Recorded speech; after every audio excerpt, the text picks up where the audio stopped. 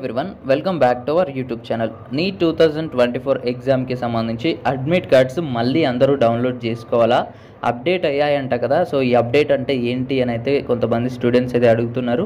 దీని గురించి చాలా షార్ట్గా అండ్ డీటెయిల్డ్గా సింపుల్గా అయితే ఎక్స్ప్లెయిన్ చేస్తాను.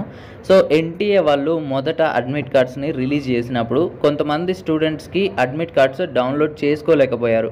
ఒకవేళ కొంతమంది స్టూడెంట్స్కి డౌన్లోడ్ అయినా కానీ వాళ్ళకి సిగ్నేచర్ కానీ అండ్ ఫోటో కానీ అడ్మిట్ కార్డులో మిస్ అయిందనమాట. అండ్ ఇంకా కొంతమంది స్టూడెంట్స్కి అయితే నార్మల్గానే డౌన్లోడ్ చేసుకోగలిగారు, వాళ్ళకి నో ప్రాబ్లం.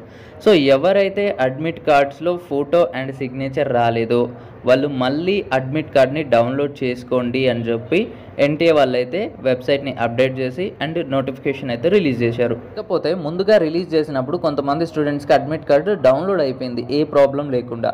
సో వాళ్ళ అడ్మిట్ కార్డులో ఏంటి అంటే పోస్ట్ కార్డ్ సైజ్ ఫోటో పెట్టే ప్లేస్ ఏదైతే ఉందో, ఆ బాక్స్ ఏదైతే ఉందో కొంచెం చిన్నగా వచ్చింది, నారోగా వచ్చింది. సో దట్ దాంట్లో పోస్ట్ కార్డ్ సైజ్ ఫోటో అనేది సరిగా సరిపోవట్లేదు అనమాట. అండ్ ఇప్పుడు లేటెస్ట్గా అప్డేట్ అయిన తర్వాత డౌన్లోడ్ చేసుకుంటారు కదా అడ్మిట్ కార్డు, సో దాంట్లో ఈ పోస్ట్ కార్డ్ సైజ్ బాక్స్ అనేది కొంచెం పెద్దగా వచ్చింది. ఇదే మెయిన్ డిఫరెన్స్ అనమాట.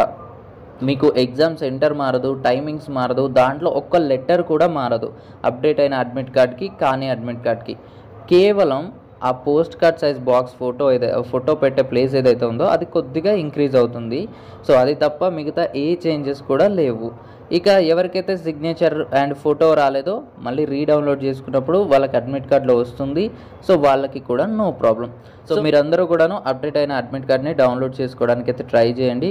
సో అప్డేట్ అయిన అడ్మిట్ కార్డ్కి కానీ అడ్మిట్ కార్డ్కి ఏమైనా చేంజెస్ ఉంటాయేమో అని మీరు భయపడాల్సిన అవసరం లేదు. కేవలం ఆ పోస్ట్ కార్డ్ సైజ్ ప్లేస్లోనే కొద్దిగా స్పేస్ ఎక్కువగా ఉంటుంది. సో దీనికి సంబంధించి ఎటువంటి డౌట్స్ నా కామెంట్ సెక్షన్లో కామెంట్ చేయండి. Thanks for watching.